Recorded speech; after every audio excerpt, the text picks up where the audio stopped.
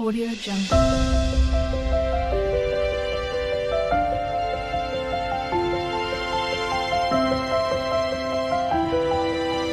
Audio Jungle. कथेला सुरुवात करण्यापूर्वी तुम्हाला सांगतो, या कथेतील पात्र काल्पनिक आहेत. याचा वास्तविक जीवनाशी असा काहीच संबंध नाही. जर योगायोग जुळून जर संबंध आल्यास तर तो नुसता योगायोग समजावा ही विनंती. नमस्कार मंडळी, एस फॉर श्रीकांत देवल म्हणजे गोष्ट गावाकडची माझ्या चॅनेलमध्ये आपलं स्वागत. तर आज मी तुम्हाला एक कथा सांगणार आहे. त्या कथेचं नाव आहे दिल्या घरी तू सुखी राहा. म्हणजे ही कथा एका आईची आणि मुलीची आहे. तर गोष्ट अशी आहे की मुलीचे वडील लहानपणीच वारलेत आणि आईने मोलमजुरी करून मुलीला वाढवलं, शिक्षण पुरं केलं, कॉलेजमध्ये जायला लागली, CA झाली मुलगी आणि आता मुलीच्या लग्नाचं आई बघायला लागली. पण एकीकडे आईने आपला स्वतःचा आजार हा लपून मुलीपासून लपून ठेवला. तिला काही सांगितलंच नाही. तो आजार काय आहे तो पण मी तुम्हाला पुढे सांगणार आहे. तर आईने आजार लपवला, मुलीला सांगितला नाही. थोड्या दिवसांनी मुलगी लग्नाच्या उंबरठ्यावर यायला लागली. मुलीला हळूहळू स्थळ यायला सुरुवात झाली.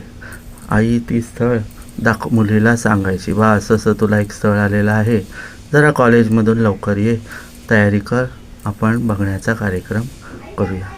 तर मग मुलगी म्हणाली, आई माझी तर आता लग्न करायची लवकर इच्छा नाही आहे, पण तू म्हणतेस तर मी बघायचं काम करते.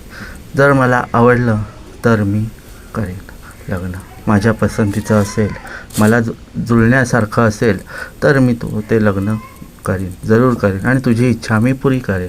मला लग्न करायचं नाही असं मी म्हणत नाही आहे, पण मला आवडलं तर मी ते लग्न जरूर करेन. I hope. मुलीला चांगली स्थळं यायला लागली. एक स्थळ आलं पण मुलीला ते पसंत नव्हतं, कारण मुलीला वेगळं राहणं अजिबात पसंत नाही. तिने आधी सांगितलं की मी राहणार, मला एकत्र कुटुंब हवं, घरात सगळे एकत्र असायला हवेत. तर मुलाची असं मत होतं की आपण लग्न करायचं आणि आपण दुसरीकडे राहायला जायचं. हे तिला पटलं नाही. तर तिने सांगितलं मला नाही जमणार, तुम्ही दुसरं कोणतरी बघा. झालं, हे स्थळ झालं, गेलं, नाकारहीन मुलीनेच नकार दिलं. मुलीने असे 4-5 स्थळं नाकार दिले. आईने शेवटी विचारलं, तुझं कुठे काय आहे का, असेल तर मला आत्ताच सांग, घेऊन ये, आपण लग्न उरकून टाकू. तर मुलगी म्हणाली, आई माझं कुठे काय असतं लफडं तर मी घेऊन नसती का आली, बरोबर आहे ना. लगेच तिने घेऊन आलीच, नाहीतरी तिला विरोध करण्यासारखं घरात कोणच नव्हतं, आईच होती. आई काय, मुलगीने सांगितलं आणि तशी आईने घेऊन लग्न लावून उरकून दिलं असतं. शेवटी मुलगी आहे आणि तसं बघायला गेलं मुलगी ही धनाची पेटी असते आणि तिने सांगितल्यावर तिचं आता होतं की नव्हतं हे देवाला माहिती, पण हे ती पसंत का करत नव्हती हा मोठा प्रश्न पडलेला होता. आता बघूया ती परत हे करते का प्रयत्न वर शोधून काढण्यामध्ये आई, आपण बघूया. तर थोड्या दिवसांनी एक चांगल्या घरातील मुलगा त्यांच्या बघण्यात आला. रगंज संपत्ती भरपूर, एकुलता एक, ही पण तशी एकुलती एकच होती. हा नवरा मुलगा जो आला होता तो सुद्धा एकुलता एक. चहा पाण्याचा प्रोग्राम झाला, पसंती झाली, होकारसुद्धा ठरला. पण इकडे आईचं आजारपण बळावलं होतं. आई कॅन्सरच्या एका लास्ट स्टेजला आलेली होती आणि ती लास्ट स्टेज म्हणजे खूप खतरनाक होती. कधी काय होईल हे सांगता येण्यासारखं नव्हतं. तर मग मुलीचं लग्नाचं बघायला मुलीने आधीच आईला सांगितलं, माझं तू लग्न करणार आहेस, साध्या पद्धतीत लग्न करायचं आहे, मला धूमधडाक्यात मला अजिबात लग्न करायचं नाही.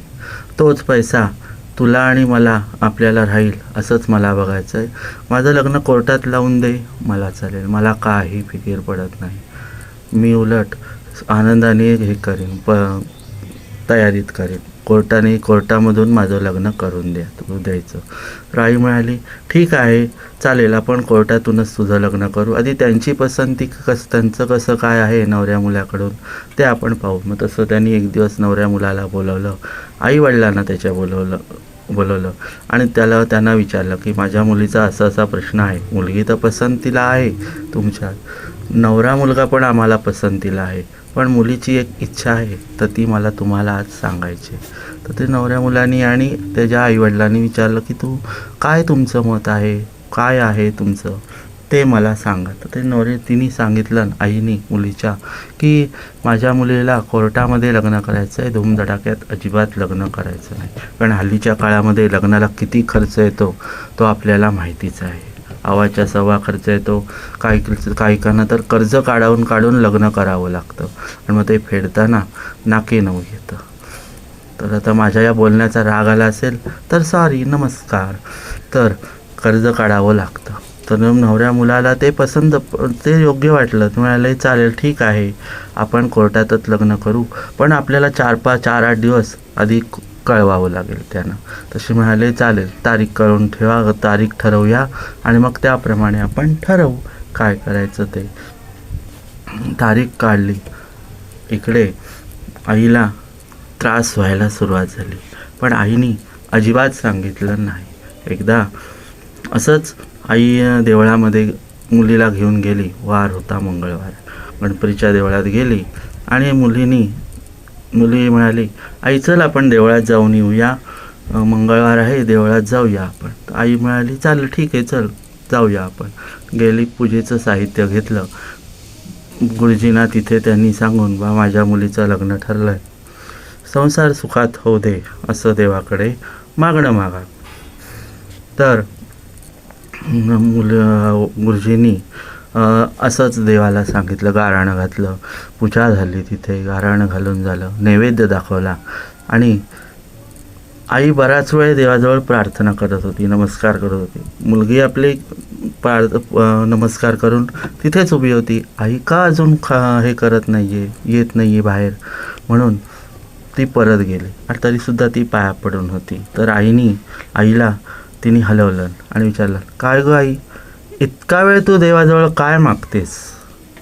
तर आईनी असं काहीच नाही सांगितलं. नाही गं, मी माझ्या मुलीला देवाला मी सांगते की माझ्या मुलीला मला सुखात बघायचं आहे.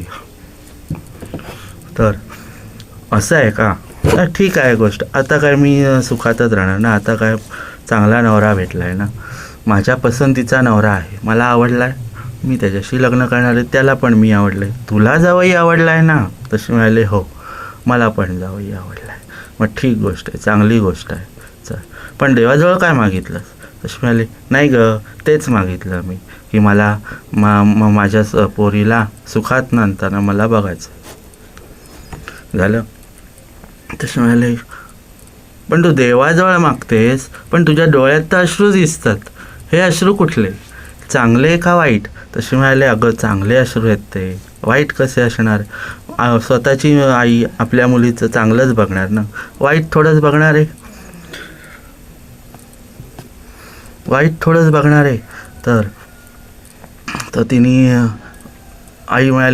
मुली म्हणाली आई थांब, मी पाया पडायला तुला पडलं राहिले ग, माझं चुकून तुला मी आज पाया पडलीच नाही. आता देवळात होती तेव्हा गुरुजींच्या पाया पडली, गुरुजी मला बोलले आईच्या पाया पड, पण मी विसरले पाया पडायला, आत्ता पडते. मग तिने पाया पडली.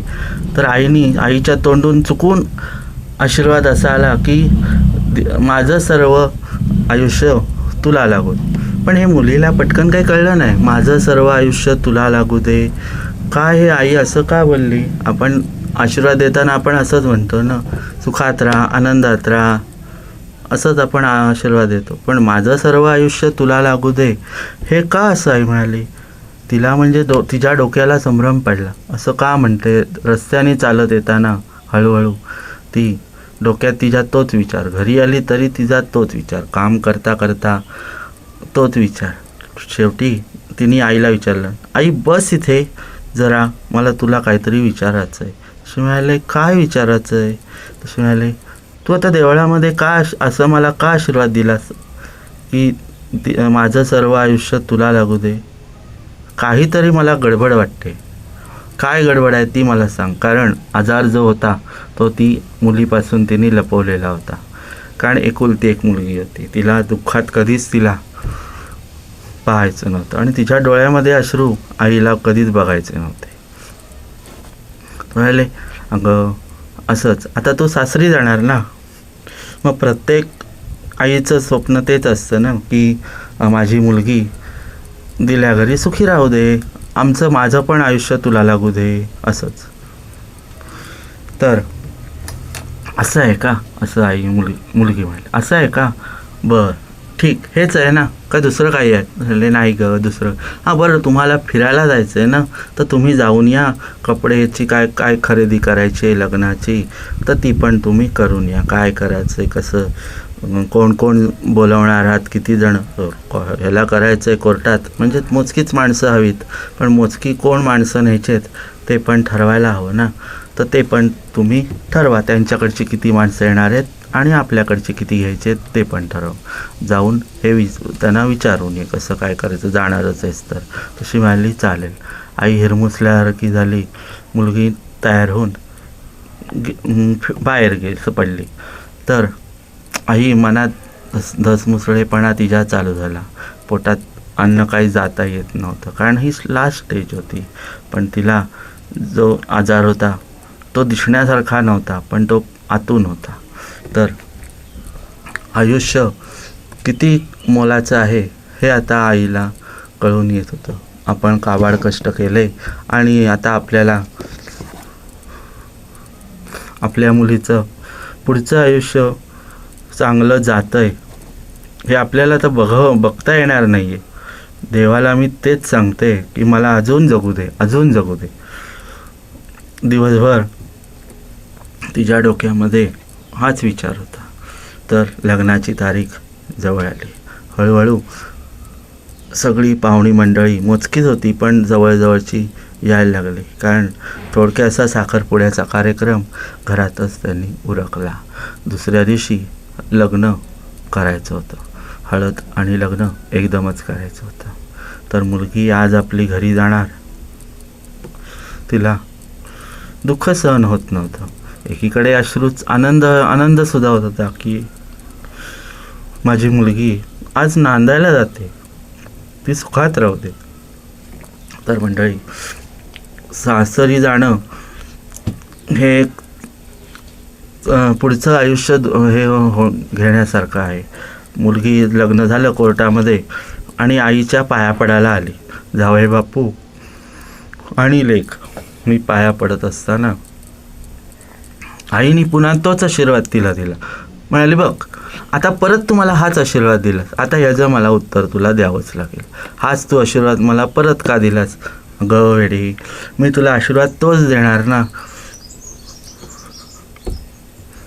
तर अगं वेडे, मी तुला तोच आशीर्वाद देणार ना की दिल्या घरी तू सुखी राहा आणि माझं सर्व आयुष्य तुलाच लागू दे. पण नक्की काय आहे मला तू उलगडून दिलं नाहीस. तर जावई बापू म्हणाले, अगं आशीर्वाद चांगलाच देणार ना. आई वाईट थोडा आशीर्वाद देणार आहे. तर म्हणाली, अहो पण ती दरवेळेला मला दोनदा तिने असाच आशीर्वाद दिला आणि दुसरा आशीर्वाद तिच्याकडे नाही आहे का देण्यासारखा. माझ्या डोक्यात मला तोच विचार बसतो. मग नंतर तसे झाले, असू दे, आपण तू काय करू नकोस, आज चांगला दिवस आहे करून टाळटाळ केली. बरं म्हणाले, नमस्कार केला आणि ती निघायला लागली. इकडे आईने कपाटामध्ये एक चिठ्ठी ठेवलेली होती. ती चिठ्ठी काय होती ते आता आपण पुढे पाहू. तर आई ही निघता क्षणी आई लेकीच्या कानात फुटली. हे बघ, आई ही 4 दिवसाची असते, पण सासू जन्माची असते. तेव्हा जसा तू माझ्यावर जीव लावलास तसा सासूवरती सुद्धा तोच जीव लाव आणि तिला आईचं प्रेम दे.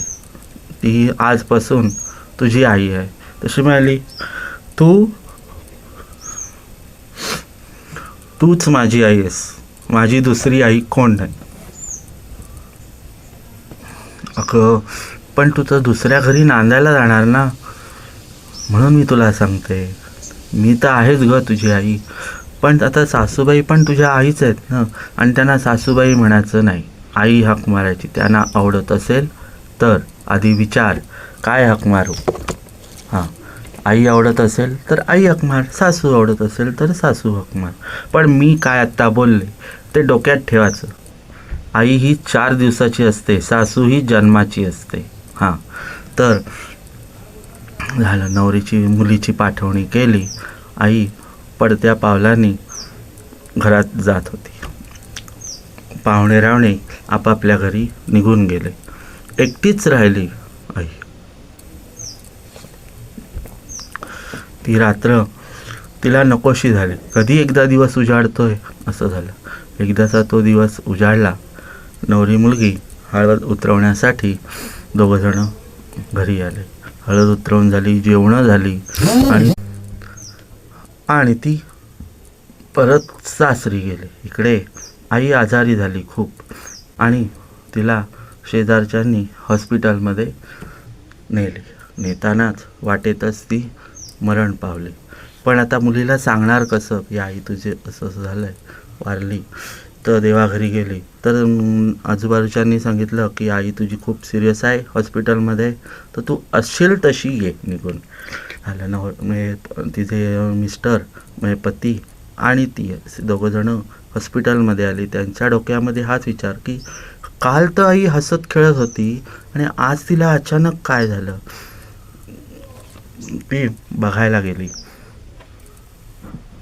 हॉस्पिटलमध्ये, तर आई निश्चिप्त पडलेली होती.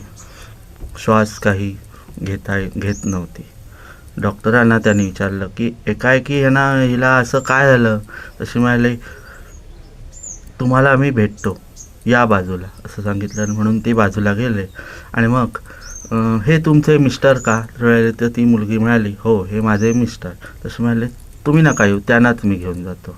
तशी मग ते तिचे पती एकांतात डॉक्टरांजवळ बोलायला लागले. डॉक्टरांनी सांगितलं, तुम्हाला माहिती होतं का यांना कुठला आजार आहे तो. तशी म्हणाले, नाही, ह्यानी आम्हाला तर आमचं तर आत्ता 2 दिवसापूर्वी लग्न झालं, अजून माझ्या बायकोची मेहंदीसुद्धा उतरलेली नाही आहे.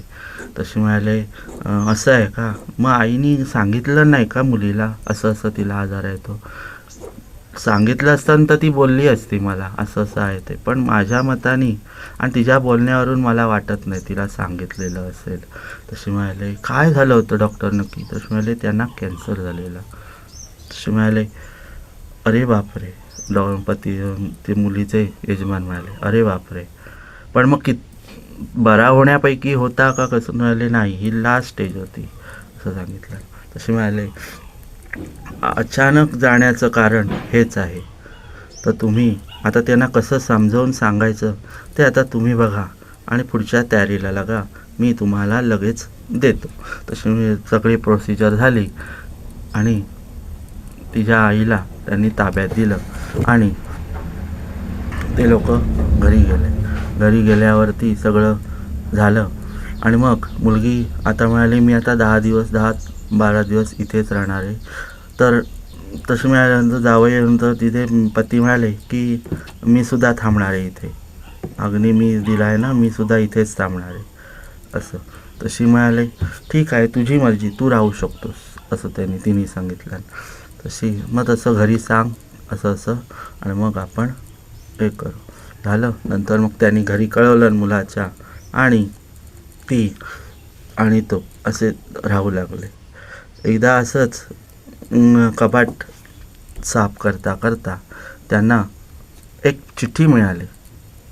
त्या चिठ्ठीमध्ये आईने लिहिलेलं होतं, मुली, माझं आयुष्य तुला लागू दे आणि दिल्या घरी तू सुखी राहा. हे मी तुला का म्हणाले याचं कारण हे आहे, ते मी तुला माझ्या तोंडून सांगू शकत नव्हते, कारण तू जीवाचं बरं वाईट काहीतरी करशील म्हणून मी तुला सांगितलं नव्हतं. नमस्कार मंडळी, आजची कथा तुम्हाला आवडली असल्यास लाईक, शेअर आणि सबस्क्राईब करा माझ्या चॅनेलला. चला तर मग पुन्हा भेटू अशाच एका व्हिडिओमध्ये. तोपर्यंत बाय बाय. आणि हो, काळजी घ्या स्वतःची. उन्हात जास्त जाऊ नका.